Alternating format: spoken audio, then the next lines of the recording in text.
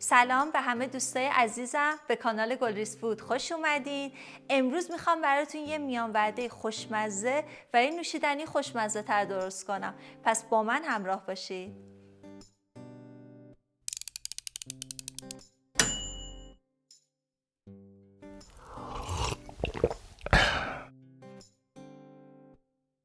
ما نیاز داریم به سیب زمینی، پنیر دودی که البته شما میتونید از پنیر پیتزا، پنیر ورقه‌ای، پنیر پارمزان هم استفاده کنید.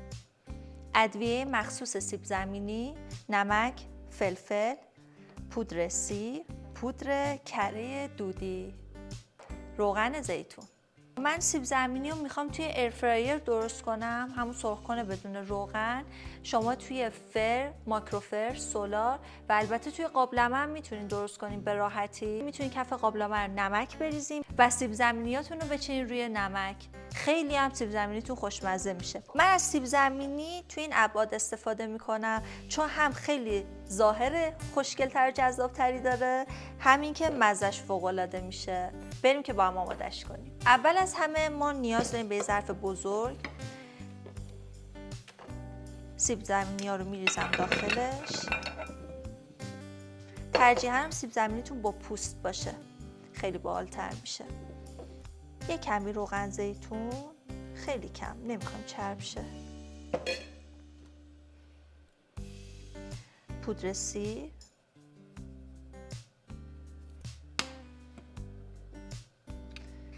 فلفل سیاه، نمک.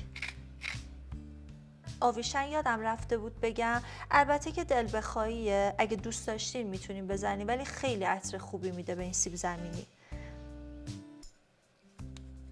یه کمی هم آویشن و ادویه سیب زمینی.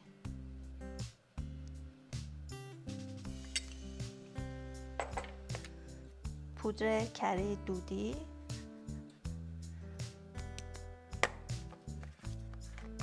اینجوری باید بریزیم چون نمیاد.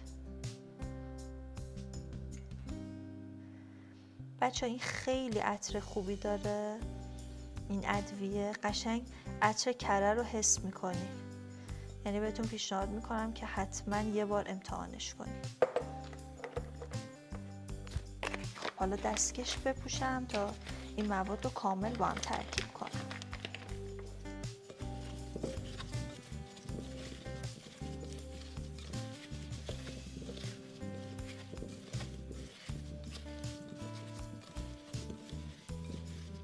سیب زمینیمون الان آماده است.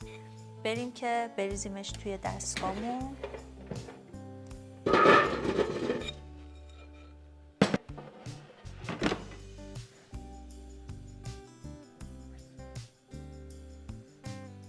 (25 دقیقه تایم میدم). میخوایم لیموناد خوشمزه درست کنیم که نیاز داریم به آب سودا، عسل، لیمو ترش.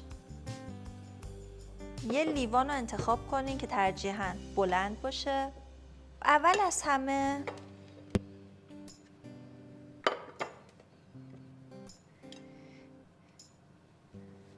ته لیمومون رو میزنیم، به خاطر اینکه این ته لیمو تلختره، نمیخوایم که تلخیش بیاد تو لیمونادمون.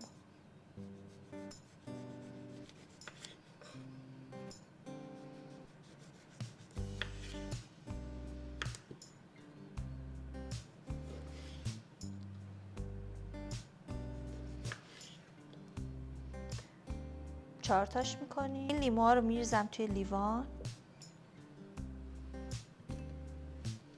اینجا ما به گوشتکوب نیاز داریم که از ته گوشتکوب میخوایم کمک بگیریم برای اینکه یه کمی این لیموها رو بکوبیم.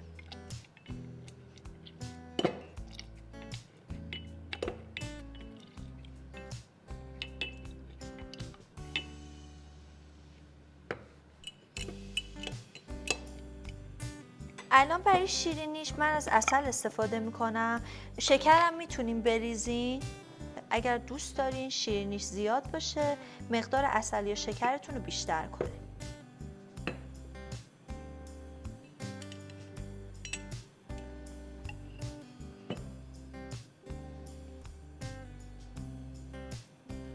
2 تا قاشق عسل ریختم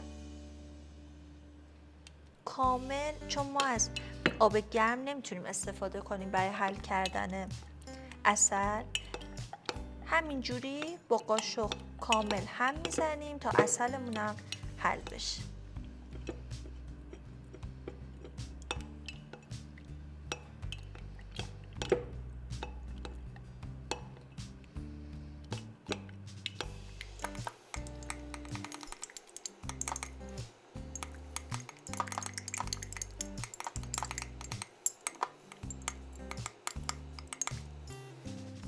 لیمو ترشم بهش اضافه میکنم.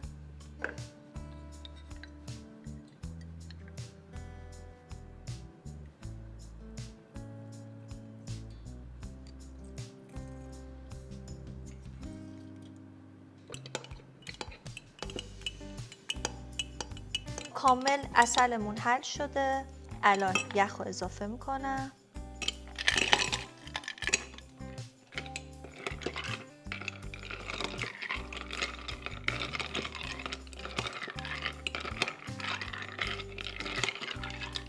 الان نوبت اضافه کردن آب سوداست.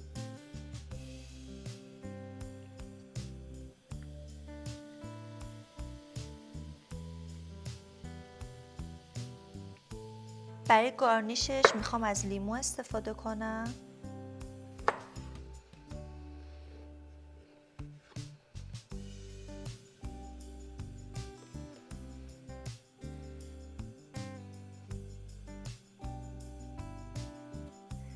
اینم از لیموناد جذابمون.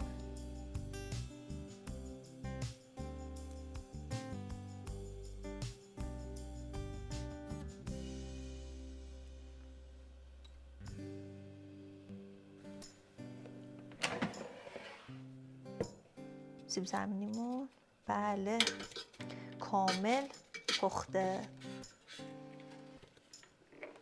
یه کمی از این پنیر دودیمون رنده میکنم روش.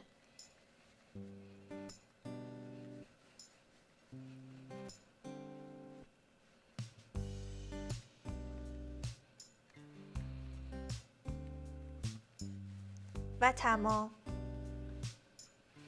این سیب زمینی کنار این نوشیدنی خیلی میچسبه.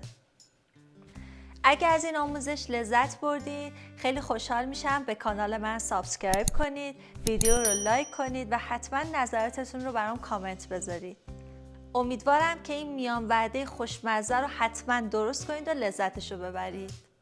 خیلی دوستتون دارم. تا ویدیوی بعدی، خداحافظ.